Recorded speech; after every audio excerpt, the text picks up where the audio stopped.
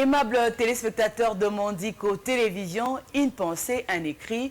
Nous sommes lundi, nous sommes l'émission Tribune, un magazine socio-politique qui reçoit pour vous les invités de toutes les classes politiques, pourquoi pas de la société. Et nous parlons politique, nous parlons aussi de la société.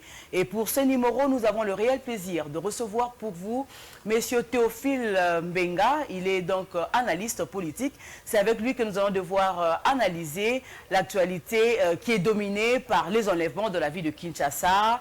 Il y a les processus électoraux, la CENI qui, avec le président Denis Kadima Kazadi, qui a initié des concertations avec la classe politique ceux de l'opposition et tant d'autres sujets qui seront débattus avec M. Théo Mbenga que je salue. Merci d'avoir répondu à notre invitation. Merci, madame. Voilà, d'entrée de jeu, je vous ai présenté étant analyste politique. Nous sommes dans la ville de Kinshasa. Aujourd'hui, la ville de Kinshasa vibre au rythme de la psychose qui est liée à une série, à un phénomène d'enlèvement et de kidnapping. Votre point de vue en tant que citoyen qui vit dans la ville de Kinshasa. Merci beaucoup, madame Ranta. Merci beaucoup de nous avoir invités dans votre émission. Nous sommes très heureux de nous retrouver parmi vous en ce jour. Vraiment, je salue toute l'équipe de Mondico TV, donc je suis à votre disposition. Merci, le plaisir est partagé. Okay. Alors, d'entrée de jeu, parce que vous m'avez posé la question de savoir ce qui concerne l'insécurité créée avec les enlèvements par-ci, par-là, tout ça. Alors, nous pouvons dire plusieurs choses dans ce qui se passe à Kinshasa, parce que, comme vous le savez, il y a des choses qui ont été méditées bien avant pour créer des psychoses dans les têtes des Kinois. Et ce sont des graves... Je vous dis des choses, c'est ce que nous constatons. Donc vous pensez que cette situation d'insécurité a été préméditée par certaines personnes, par des laboratoires vous n'avez pas suivi le procès. Obscurs. Vous n'avez pas suivi le procès. Il y a même parmi les gens qu'on a interpellés, il y a l'autre qui disait que, monsieur le juge, nous sommes très à l'aise ici quand vous nous posez des questions, mais quand nous retournons là-bas, on est très mal à l'aise, on arrive torturer, tout ça. Pourquoi? Mais qui est en train de torturer ces jeunes gens? Qui les avait recrutés? Il doit y avoir des gens. Malheureusement, le procès s'est passé tel qu'il s'est passé. Oui. Nous sommes restés au fait dans la soif de savoir les vrais commanditaires de ces phénomènes kidnapping. On n'a pas vécu ça avant, c'était des cas isolés, mais c'est très fréquent aujourd'hui. C'est difficile d'ouvrir son téléphone, smartphone, qu'est-ce que j'ai encore, et ne pas voir un avis de recherche. Ça fait peur et nous vivons dans la psychose. Exactement. C'est comme je disais que, bon, les Congolais que nous sommes, nous devons aussi faire très attention avec certaines façons d'agir dans les réseaux sociaux, tout ça, parce que le monde nous regarde. Parce que vous vous rendez compte, à quelques jours à quelques mois des élections, la tenue de 9e jeu de la francophonie. Vous vous rendez compte? Parce qu'il y a des gens qui l'image que nous vendons de la ville de Kinshasa est vraiment en bernard négatif. Et est-ce que, je me pose la question, est-ce que les Congolais sont conscients de ce qu'ils sont en train de faire comme scénario? Mais nous ne pouvons rien, M. Théo Mbenga. Nous ne pouvons rien puisque nous vivons dans la psycho, nous vivons dans la peur, dans l'insécurité. Quoi de plus normal de les mettre sur les réseaux sociaux? C'est aussi un moyen de communiquer pour alerter les autorités que la population est en train de vivre une situation pas normale. Justement, madame, cette situation est en train de mettre beaucoup de Kinois très mal à l'aise. Il y a de ceux-là qui quittent maintenant plutôt le boulot parce que donc, les heures tardives, c'est compliqué, vous voyez. Dans les heures de service est réduit, donc, réduite, tout ça. C'est compliqué parce que nous, peuple quinois, nous aimons la paix. Nous circulons tranquillement dans la ville, tout ça, même dans les aires tardives, nous savons qu'il y a des services. C'est comme d'autres personnes qui disent les Quinois aiment ça les fêtards, les Quinois aiment faire la fête, mais actuellement, les choses ne permettent plus que tout le monde se Exactement. sente à l'aise dans Exactement. ses occupations. Moi, ce qui me fait mal, c'est ça. C'est que, à la veille d'un événement comme le 9e jeu de la 9e francophonie. jeu de la francophonie, on crée ce genre de scénario dans notre ville. Vous voyez? Et les gens qui veulent venir pour assister à ce genre d'activités sont en train D'hésiter, tout de ça. se désister. Voilà, c'est pourquoi j'ai dit, j'ai dit ceci. On a vu Moi, c'est avec, calme un peu. Les autorités sont en train de prendre des mesures par-ci, par-là pour essayer de calmer cette histoire. Parce que, ne vous en faites pas, ça a commencé avec cette histoire de Mobondo, tout ça. Vous voyez, tout ça, ce sont des choses qui C'est même Mobondo se suivent. qui a commencé dans les Maïndombe, Kwamout, et qui a pris toute tous les grands bandoulous, Voilà. aujourd'hui qui est même allé vers le Congo central.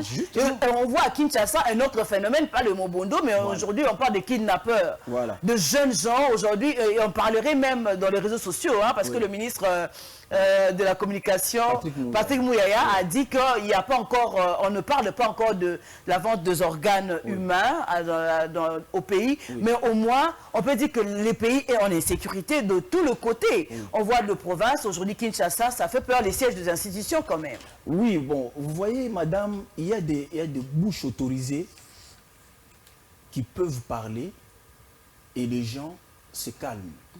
C'est ce que j'étais en train de dire ici. Vous voyez, par exemple, les leaders d'opinion. Monsieur Patrick Mouyaya, c'est le porte-parole du gouvernement. Lorsqu'il dit des choses, ce sont des choses qui sont fondées. Parce qu'ils sont avec des services de sécurité, tout ça, ils ont des rapports par-ci, par-là. Donc, ce sont des bouches autorisées qui peuvent dire à la population, voilà ce qui se passe, voilà, ce sont des références. Mais ce qui se passe, c'est quoi? C'est qu'il y a des gens... Mais il peut aussi parler pour soigner d'une manière politique, pour voiler un peu les choses, pour l'image du pays. C'est ce qui est légitime aussi. Madame, nous sommes dans cette ville. Où est-ce que vous avez vu quelqu'un qu'on a décapité ou on voit l'intestin? Non, mais non. Ça veut dire que... Sur les réseaux sociaux, malheureusement, ce que nous décrions, il y a des corps humains en train d'être opérés. Et ça fait mal, ça choque. Comment nous sommes arrivés là? On voit des hommes en train d'être abattus comme des animaux. Ça, ce n'est pas normal. Ça choque tellement. Tu vois, dans les réseaux sociaux, il y a à boire et à manger. Quelqu'un peut balancer une image. Mais est-ce que c'est à Kinshasa, c'est en RDC? C'est ça la question qu'il faut se poser.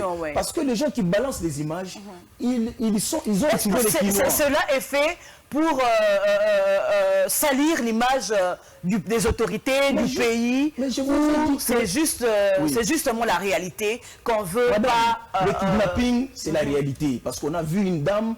On voulait attraper de force, introduire dans une voiture. C'est la seule qui est passée devant presque Voilà, ça ce sont des faits.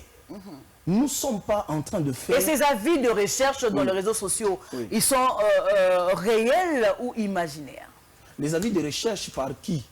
Par les familles qui sont à la recherche de leurs êtres chers, qui ne sont pas visibles, qui sont introuvables depuis un certain nombre de jours. Voilà encore une autre chose. Ça, c'est encore autre chose qu'on crée. Où on balance. Parce que, madame, vous imaginez que tout le monde est agité dans cette ville à cause de cette histoire. Il est vrai qu'il y a des kidnappings par-ci, par-là. Ça, c'est un fait réel. C'est un fait réel. Mais voir quelqu'un qu'on a décapité, on a enlevé des reins comme ça, on nous montre des images à Kin, je n'ai pas vu. En tout cas, à mon humble avis, je n'ai pas vu. Mais seulement, même ceux-là qui balancent des images, la vie de recherche, tout ça, on cherche. Mais ils peuvent aussi créer des psychoses encore. Ils peuvent balancer encore pour dire, voilà, comme les autorités ne croient pas, et t'as la coutubiso toujours créé, toujours Luka, oui, il y a des gens qu'on a enlevés. Comment gérer cette situation alors? Mais justement, c'est ce que... Quelle est la voie qu'il faudra utiliser dans ces cas de figure? C'est ce que nous disons. Les services de sécurité sont en train de faire leur travail. Nous ne pouvons pas nous prévaloir prendre la place des autorités, donc les gens qui sont censés sécuriser les Congolais, les Quinois en particulier. Sans ignorer que les réseaux sociaux sont aussi un moyen de communication. Oui, les autorités aussi communiquent. par exemple, je vous ai dit, par exemple, je pense hier ou avant-hier, le commandant de la ville a fait un communiqué. Vous avez suivi. Donc, ça veut dire quoi? L'autorité veut qu'on puisse les laisser sa responsabilité de gérer ce genre de situation. Que les gens ne puissent pas prendre la place de l'État. Vous voyez? Oui, il y a des kidnappings par-ci, par-là. Les services de sécurité sont en train de travailler d'arrache-pied, nuit et jour, pour mettre fin à cette histoire comme ils l'ont fait, qu'on montre tout ça, tout ça. Parce que ce sont des choses qui se succèdent. Donc, ils ont décidé de créer le chaos, créer le climat d'insécurité pour que le Congo de Lumumba ne soit pas fréquentable. C'est ça l'objectif. Vous voyez, ils veulent montrer à la face du monde que... Vous pensez qu'il y a le même droit aussi? Parce qu'on a vu pour le Maïndombe, on a vu madame le gouverneur qui a dit qu'il y avait une main noire. Voilà. Vous pensez aussi même pour les kidnappés, il y a aussi de main noire. Mais eux-mêmes, les kidnappeurs, ont dit qu'il y avait des gens qui les soutenaient, mais malheureusement, un mot par rapport au procès. Au procès d'ailleurs, comme il s'est déroulé là, vous pensez que les choses se sont passées très bien ou il y a des choses qui n'ont pas été dites? Bon, j'ai suivi le procès. Parce que les kidnappeurs ont parlé de mode opératoire, mais ils n'ont pas dit, ils n'ont pas dit, par exemple, où est-ce qu'ils amenaient ces gens, les personnes qu'on retrouve mortes, tout ça, ça n'a pas été bien bon, madame, vous voyez, éclairé. Dans ce genre des histoires, on ne dit pas tout en lieu public, parce qu'il s'agit de l'insécurité, il s'agit des situations qui relèvent de la sécurité d'un État comme Kinshasa, siège des institutions. On ne peut pas se permettre de dire tout à la télévision, parce qu'on ne sait pas qui est en train de... Mais puisque c'était un procès qui était en tout cas public, une audience publique, foraine et tout, on sent, les Congolais étaient scotchés devant la télé comme si c'était le procès 100 jours avec mais justement, c'est ça la beauté de la démocratie. Nous n'avons jamais vu ça dans ce pays. Avant Félix Tshisekedi, notre président... Et vous êtes satisfait de la sentence de Oui, j'étais en train de dire qu'avant, il n'y a jamais eu de procès comme ça. Ça veut dire que on a vécu 100 jours, mais au moins la population ne croit plus à la justice. On a vu 100 jours, après sentence, relâchement. Non, attendez, comment est-ce que... Je ne comprends pas. À Kinshasa, le chef de l'État même l'a dit dans son interview avec la porte-parole, sa porte-parole... Tina Salama. Il a dit... concernant la justice. Il a dit qu'il n'est pas satisfait de la justice, parce que la justice élève une nation. Voilà. Il a dit que nous sommes en train de travailler, il y a des réformes qui sont en train d'être faites pour éviter ce genre de scénario. Ça veut dire qu'on arrête quelqu'un, on interpelle quelqu'un, c'est déjà dans les réseaux sociaux, tout ça. Donc pour la population, le chef d'État l'a dit, pour la population, du fait qu'on a interpellé quelqu'un, donc pour lui, il est déjà condamné. Donc alors qu'il jouit aussi d'une présomption d'innocence. Ça veut dire qu'on doit changer, le chef d'État l'a dit, on change la manière d'interpeller les gens. Pour que ça ne puisse pas créer dans la tête de Congolais que lorsqu'on arrête quelqu'un, effectivement c'est un voleur. Effectivement, il peut être acquitté comme condamné. Ça se fait sous d'autres cieux. Il faut chercher des mécanismes. Heureusement que le chef d'État a souligné ça. Il y a des réformes qui ont été déjà mises en place. Et bientôt, là, il va avoir, je ne sais pas, des séances, si je peux l'appeler ainsi, avec la magistrature pour voir de quelle manière... Parce qu'il y a déjà, avant même ces procès, on a vu quelques hauts magistrats être suspendus de leurs fonctions par rapport à cette laxité. Oui, vous voyez, dans tous les services, il y a toujours des gens comme ça, vous voyez. Donc, il y a de ceux-là, le chef l'a dit, il y a de ceux-là qui font leur travail en âme et conscience, en respectant les normes professionnelles. Mais il y a de ceux-là aussi qui en abusent, vous voyez. Et c'est ceux-là qu'on a pointé du doigt par le chef de l'État. Que, donc, si on les a mis de côté, nous n'avons pas besoin de la quantité de magistrats dans ce pays. On a besoin des hommes intègres, qui ont une probité morale irréprochable. Oui, c'est vrai que nous avons tous besoin d'argent. Mais, comme quelqu'un a dit, oui, j'ai besoin de l'argent, mais je ne suis pas prêt à tout faire pour avoir de l'argent. Donc, quelque part, il faut garder la dignité et faire son travail correctement, gagner son pain. Donc nous n'avons pas besoin de ce genre de scénario, surtout dans cette institution comme la magistrature. Vous voyez, ça discrédite même notre pays en termes de droit, tout ça. Vous voyez, justice. Voilà. C'est pas bon de voir tout ce genre de choses qui se passent dans notre pays. Or, c'est la justice qui devrait nous aider à pouvoir bien faire les choses de manière à ce que chacun réponde de ses actes. Nous nous sommes mal habitués dans ce pays. Madame, nous nous sommes mal habitués dans ce pays. Il n'est pas dit que si on interpelle quelqu'un et qu'il est directement voleur. Il est directement un des kidnappeurs l'a dit qu'il a été condamné quelques mois après, il a donné de l'argent, $700, c'est connu, c'est passé dans les réseaux sociaux. Justement, il a été relaxé. C'est à ça que je faisais allusion. Ces genres de comportements, ces genres de magistrats doivent être mis de côté. Surtout qu'il y a déjà 2500 magistrats qui sont en pleine formation pour intégrer les corps. En tout cas, je fais confiance aux institutions de la République. Ils sont en train de travailler parce que nous nous sommes mal habitués. Vous voyez, nous nous sommes mal habitués dans notre pays.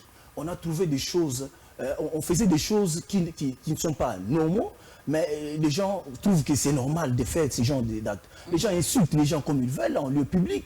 Et donc, vous voyez, on a vraiment une légèreté comme pas possible. L'incivisme, c'est pas possible. Malheureusement, dans Benga, nous évoluons. Oui, madame. Selon vous, cette question d'insécurité a été, est-ce qu'on peut dire aujourd'hui que les kidnappings, les enlèvements, l'hémorragie a été maîtrisée à la source ou c'est un feu de paille? Non, non. En fait, je vous ai dit ici, du fait de condamner ce genre de personnes, ça va donner la leçon aux gens. Ils ont été condamnés à la peine de mort. À la peine de mort. Parce que vous suivez même dans leurs interventions, chacun, ils s'accusaient mutuellement, ils s'accusaient, ils disent, bon, le col a eu vérité, c'est que la vérité, pour mais est-ce que c'était la vraie vérité? Mais oui. Parce que si vous suivez bien le procès, ça veut dire qu'il y a des gens, au début c'était du flou, hein? On dirait qu'on les avait dicté qu'il faut que Wangana, tout ça, créer de la diversion, tout ça, pour que mouiller la cour. Même l'autre là, il a osé édicter la cour, comment il doit procéder pour poser des questions. Il était courageux. Franchement, tu ne peux pas dire à la cour de comment il doit procéder pour poser des questions. Vous voyez, c'était pour embrouiller les gens. Heureusement que la cour l'a maîtrisé et puis voilà, donc tout ça. Sous d'autres dossiers, madame, ce genre de personnes, on l'élimine en lieu public. C'est ça aussi la beauté d'un état de droit. Vous voyez? Mais les droits humains ne voudraient pas qu'on ôte la vie. Mais justement, j'ai dit sous d'autres cieux. Pas chez nous. C'est ce que j'ai dit. Je loue ces gens les dispositions. Il y a un moratoire. Donc, on ne peut pas. Il faut que le peuple comprenne que ce monsieur-là, il est coupable. Le procès a eu lieu. Et tout le monde a compris que ce sont des coupables, on doit les mettre hors d'état de nuire. En tout cas, les Congolais sont vraiment en train d'attendre que la justice fasse vraiment son travail parce que ça fait très mal de voir quelqu'un qui a été condamné et retrouver sa liberté si facilement alors qu'il y a des vies humaines qui ont été perdues. Voilà, nous évoluons en parlant de ces situations. Ça a eu de répercussions, voulais-je dire, sur le 9e jeu de la francophonie. Aujourd'hui, le Canada, avec ses athlètes, il dit « je ne peux pas envoyer mes athlètes pendant qu'il y a de l'insécurité au pays et dans la ville où se déroulera ce 9e jeu de la francophonie. Un discrédit pour le pays ou un manque à gagner encore. Que faudra-t-il faire pour laver un peu l'image de notre ville et notre pays qui est toujours terni à cause de l'insécurité à l'Est et maintenant dans certaines provinces? Voilà. Merci beaucoup, madame. Bon, à mon humble avis, je n'ai pas suivi le communiqué de Jean du Canada. Mais ce qui est sûr, c'est que les Jeux de la francophonie... C'est une belle occasion. C'est une belle occasion de faire valoir... montrer à la face du monde que la RDC, c'est un pays qui accueille les gens vivent bien, il n'y a pas que de l'insécurité. Parce qu'on veut nous faire croire qu'il y a de l'insécurité dans tout le pays. Non. Cette histoire, je suis en train de dire que cette histoire, il y a des gens qui ont créé ce genre d'histoire pour créer la psychose et empêcher les gens, les athlètes, de ne pas venir d'autres pays. Et sur quoi les investisseurs? Mais oui, parce que notre pays est en train... Vous avez suivi le président sud-africain? Il s'est fait accompagner de combien des investisseurs? Plus de centaines. C'est ça. Plusieurs projets de développement qui sont... Donc vous voyez que notre pays est fréquentable, même en termes de dans le secteur de l'économie, dans le secteur, dans la diplomatie. Donc vous voyez tout ça. Les gens ont pris l'option de pouvoir, grâce au discours du chef de l'État, où partout où ils passent, même les membres du gouvernement, ils sont en train de dire aux gens ce qui se passe réellement dans notre pays. Ce qui se passe à l'Est, ce ne sont pas les autochtones qui créent de l'insécurité. C'est un pays voisin qui nous attaque. Parce qu'on a toujours prêché que ce sont les rebelles congolais, tout ça. Ils sont mécontents de la gestion de l'État congolais, tout ça. Mais non.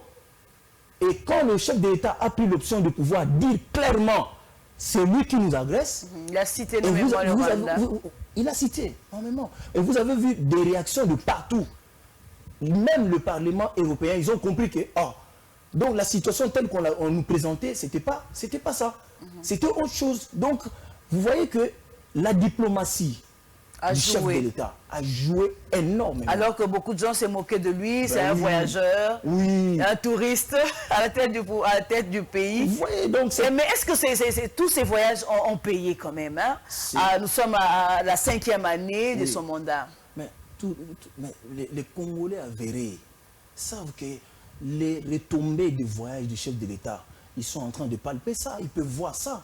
Où ça, par exemple? Mais, madame, au début du mandat du chef de l'État, quand il a commencé à faire des mouvements de par-ci par-là, on l'a traité de tous les mots. Mais c'était pour faire sortir d'abord le pays dans le noir, où il se trouvait. Et vous pensez que le pays est sorti du noir? Mais le pays était dans le gouffre. Nous sommes en train de le faire sous tous les plans. La République est en train d'être sortie dans le gouffre. Oui, le travail est énorme. Mais on a commencé quelque part. Et le pays est en train d'avancer dans le bien. Parce que ce pays n'était pas fréquentable, madame, je vous dis. Il fallait faire un travail de porte à porte, comme le faisait le chef de l'État. Il ne dormait pas, il ne se donnait pas la peine de dormir, madame. Notre président, il est fort. Malgré les critiques, malgré tout, personne ne croyait au début tout ça. Mais nous voyons les retombées. Aujourd'hui, on parle de l'usine de montage de bus Mercedes. Mais c'est le fruit. Un sujet, ça fait polémique hein, sur les réseaux sociaux. Attendez. C'est une usine privée d'un sujet indien. Madame, c'est de la mauvaise foi. C'est de la mauvaise foi. Vous savez combien de gens sont engagés dans cette usine?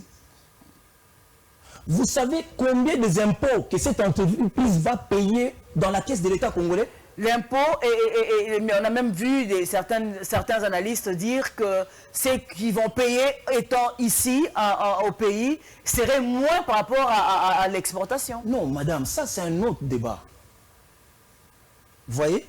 Ça veut dire quoi? En termes d'importation, vous voyez? Il faut éviter notre pays de pouvoir importer tout, même l'aiguille, même la cure-dent. Nous devons éviter ce genre de gymnastique dans un pays qui se veut.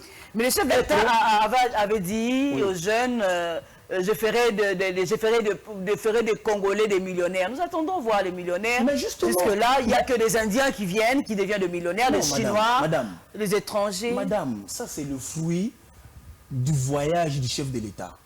Les îles d'assemblage Transco. Il y en a beaucoup.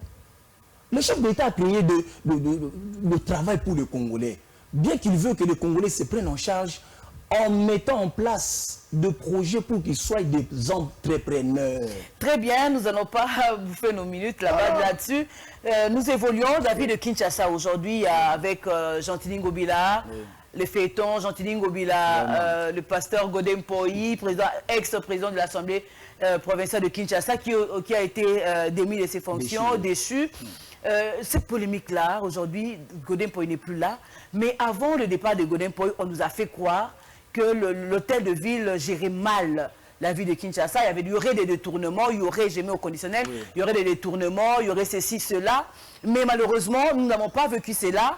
On ne méritait voir le gouverneur Gentilin Ngobila passer à l'Assemblée provinciale de Kinshasa, d'y parler aux Kinois comment est-ce que la ville est gérée. On a vu avec Kinbo Pet aujourd'hui un slogan, mais la ville est toujours sale.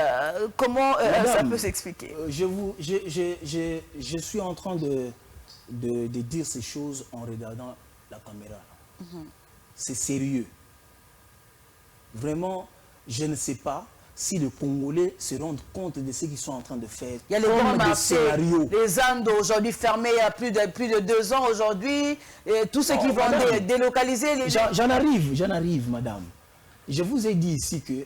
Aucune explication de la part du gouverneur de la ville. Non, madame. Dans un État démocratique, le principe oblige.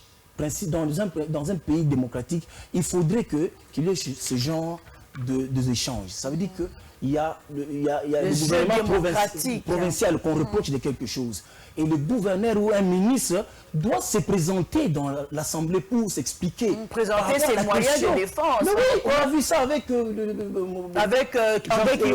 Kimbuta, tout ça. Il y a des ministres qui... Non. Il y a même eu des motions contre des ministres, mais cette fois-ci, c'est comme si ils sont tous dans la poche de je ne sais qui. Non, attendez, même si vous êtes des amis, hein, il faut dissocier l'amitié et la gestion de la reste publique. Très bien. Il faut dissocier ça. Vous êtes des amis, mais quand il s'agit du travail, il faut faire bien le travail. Est-ce qu'il y a un contrôle à l'exécutif provincial? Madame, je vous dis que, en tout cas, à mon humble avis, je n'ai pas vu ça. Madame, Monsieur Godin Poui, il demande, quand Godin Poui, je ne suis pas en train de défendre qui que ce soit. Vous donnez juste votre lecture, votre point de vue. Je fais ma lecture. Très bien. Quand M. Godin Poui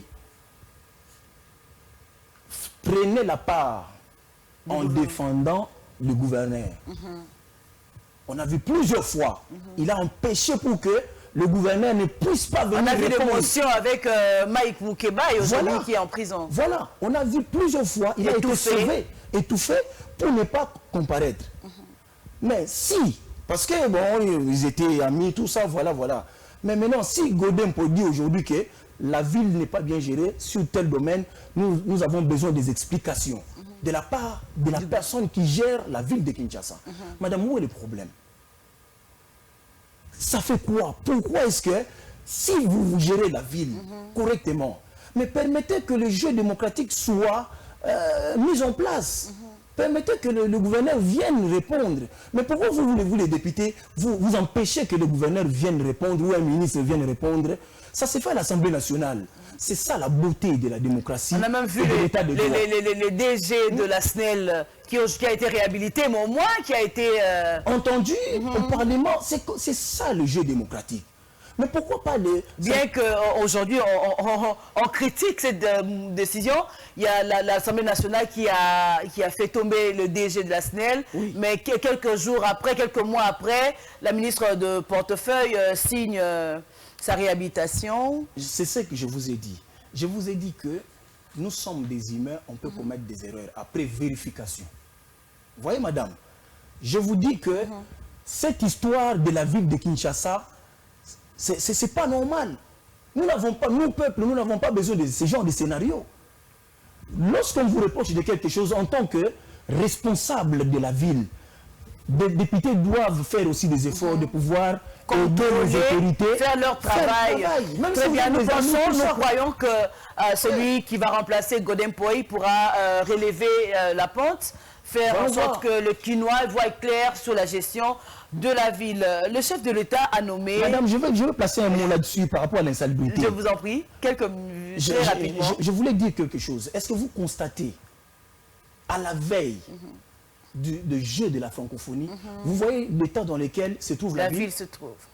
Il semblerait que la ville a dit que les 2 700 000 qui ont été qu'on leur donnait pour l'assainissement de la ville ne vient plus. C'est pourquoi la ville a été délaissée, tout ça, tout ça. Mais cette ville a beaucoup de... La rétrocession. Oui, oui, de 2 millions pour le gouvernement central, tout ça, 2 millions 700 quelque chose. Mais en tant que responsable, comment pouvez-vous laisser votre population dans tel état? L'environnement est pollué. La Constitution est claire là-dessus. Garantit que l'État a le devoir doit assurer garantir un environnement sain. Pour permettre à ce que cette population ne soit pas malade. Madame, ne pas le faire, c'est être irresponsable. Franchement, je ne comprends pas. C'est aller même à l'encontre de la Constitution. Mais c'est l'article, je crois, si c'est 53, quelque chose comme ça de la Constitution. Il parle de ça. Et la population a le devoir de protéger cet environnement. Nous devons réclamer ça. C'est pas normal de laisser sa population dans l'insalubrité totale. Ça ne va pas. Même si vous mettez le système en place des soins médicaux, santé universelle, tout ça. Mais on n'attaque pas les problèmes en amont. Il faut d'abord assainir le milieu environnemental. Et après, on donne les soins médicaux. Très bien. Il y a nomination récemment, le week-end dernier, le chef de l'État a nommé près de 100 mandateurs dans les entreprises publiques. Oui. Aujourd'hui, on s'est dit à 5 mois de la tenue des élections, il y a encore un cahier de charges qui sera mis à leur disposition pour que la population congolaise trouve son compte, voit que ses attentes sont prises en compte, ou bien c'est à quelques mois, partageons-nous un peu le gâteau de la RDC qui est si succulent.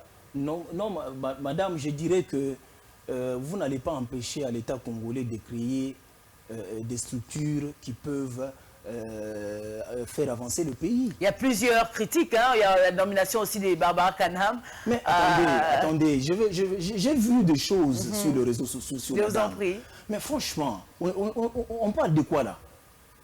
Qui vous a dit que si on nomme une dame comme Barbara Kanam et qu'elle n'est pas intellectuelle, elle n'est pas capable de gérer cette structure-là? Je dois signaler que c'est une dame qui est universitaire, détentrice... Mais je m'étonne parce que, vous voyez, dans les réseaux sociaux, il y a tellement de choses. Les gens Tout le monde est spécialiste les gens sont sincères dans l'erreur. Il est sincère, mais dans l'ignorance. Et ça rend ridicule. Parce que l'information, il faut la chercher à la source. Donc les gens commencent tellement qu'il y a tout le monde a l'accès à l'internet, tout ça. Quelqu'un peut se taper la poitrine, il balance une image en train de dire des choses sur la personne qu'il ne connaît même pas.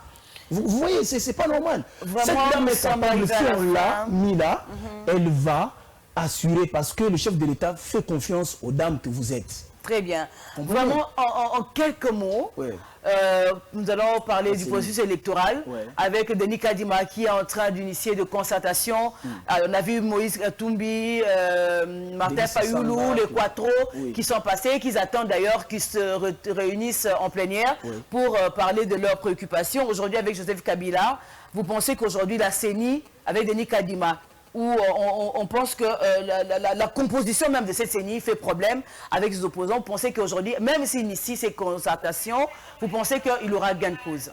Madame, la CENI en tant qu'institution d'appui à la démocratie en charge des organisations des élections dans notre pays, il est de son devoir de faire en sorte que tout le monde puisse... que tout le monde participe aux élections.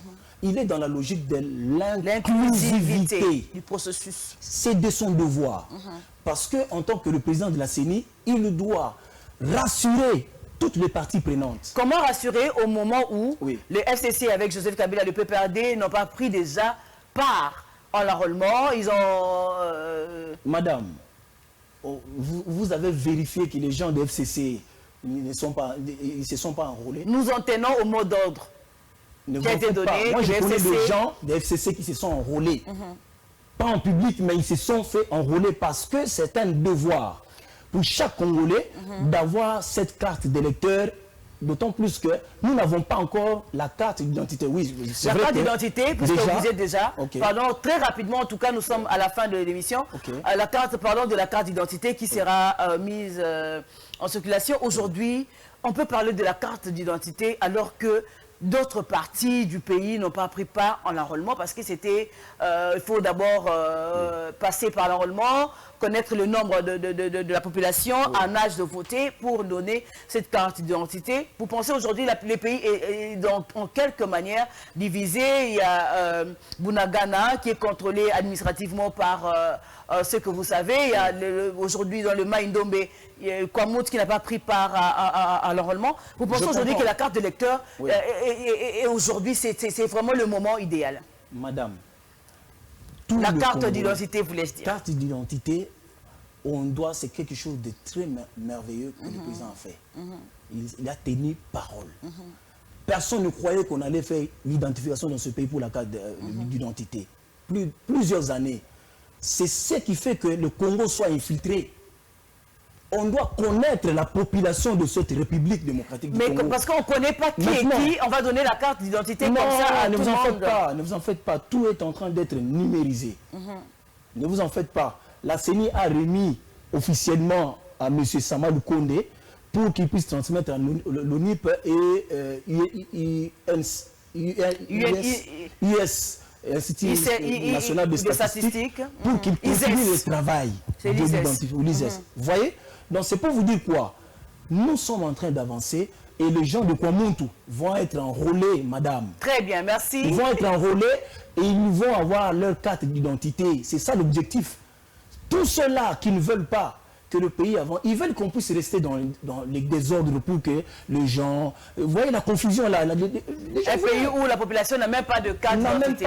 Vraiment, c'était un plaisir de vous recevoir sur ces plateaux. Je rappelle que vous êtes monsieur Théophile Mbenga, analyste politique. C'était vraiment un grand plaisir de partager ces plateaux avec vous, avec des idées, avec un débat à chaud. Merci. Et le plaisir est vraiment partagé. J'espère que vous reviendrez à Mandiko Télévision et pourquoi pas au magazine Tribune. Merci beaucoup, madame.